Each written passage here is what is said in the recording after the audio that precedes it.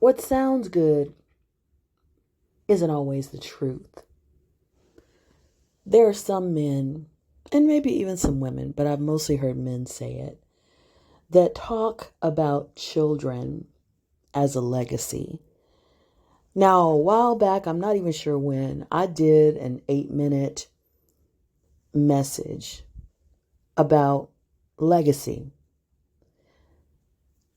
The legacy that a person leaves is what he or she or they create through their own life. You don't have to have a child to have a legacy.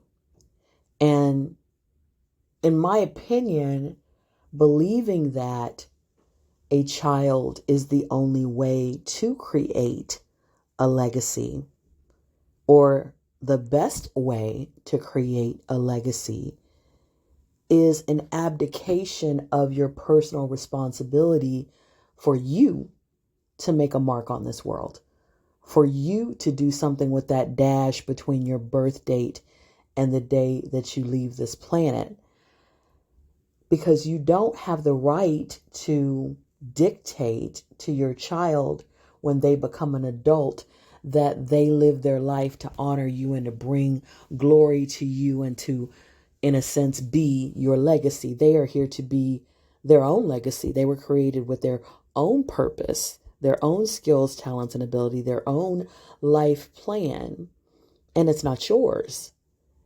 And what the people who say this are not thinking about is that children are created in a lot of different ways. There are people who get under the influence of some kind of chemical and they don't even know what they're doing, and they create a child. Now, is that child a legacy? No. They may not even know that child exists. They may not even, know who the mother is and remember her, or who the father is and remember him. And while the child has value, the value of the child is not in being a legacy of that union that was haphazard and, basically an accident of fortune, two ships passing in the night, basically. We also have people who are trafficked, and some children come from that. That's not a legacy of anything positive. The child is a beautiful thing, and the child has done no wrong, but that is not a legacy. We have women who have been assaulted, and a child is created from that. And again, that act is not what leads to a legacy. So this idea that children are a legacy, if it were true, it would hold up in every situation, in every circumstance, and it does not. So the people, the men who are acting as if this is their way to prove their manhood, to prove their value in society, to make a mark on the world, that's not the way you do it. You need to come up with your own goals that don't require someone else's womb, and fulfill those goals in a way that society benefits from your goals, that the world is made a better place because of your goals. That's the legacy that you should be focused on accomplishing. And again, I speak about patriarchy a lot. This idea that a man needs to, in a sense, conquer a woman, own a woman, and, create from her new life to validate his existence is one of the most toxic things that patriarchy ever came up with. If you don't have a reason for living outside of conquering somebody, then you really need to get some therapy and some help, because your purpose for living should not be to make anyone else lesser, to humble them, to limit them, to control them, to exert power over them. None of that should be what makes you feel powerful. You should be able to feel powerful because you conquer yourself.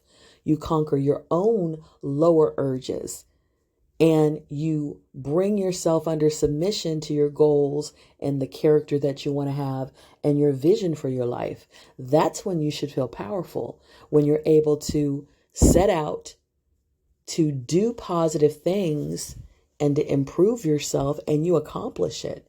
And you can look at yourself in the mirror or look at what you've accomplished in the world and know that you did that through your own efforts and through using the wisdom and the connections that you had.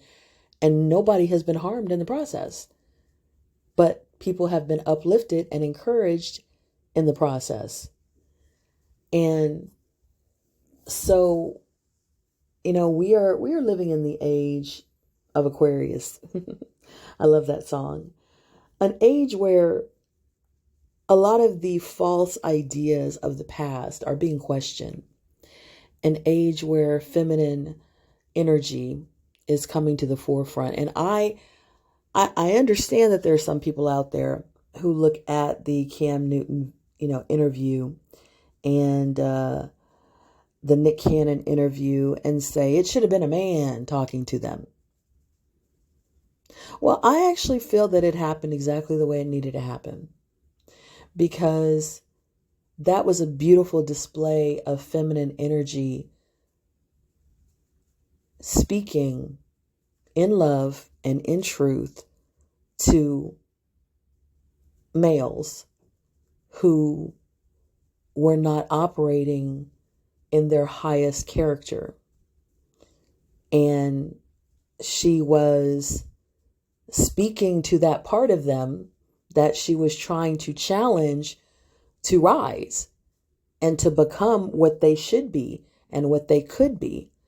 And I believe that femininity, when it is fully accessed, is not just the mother, is not just the comforter, is not just the servant, the helper, but is also the one who challenges you to rise, the one who inspires you to be greater, the one that says, stop doing this foolishness and be what you were born to be, which is not this.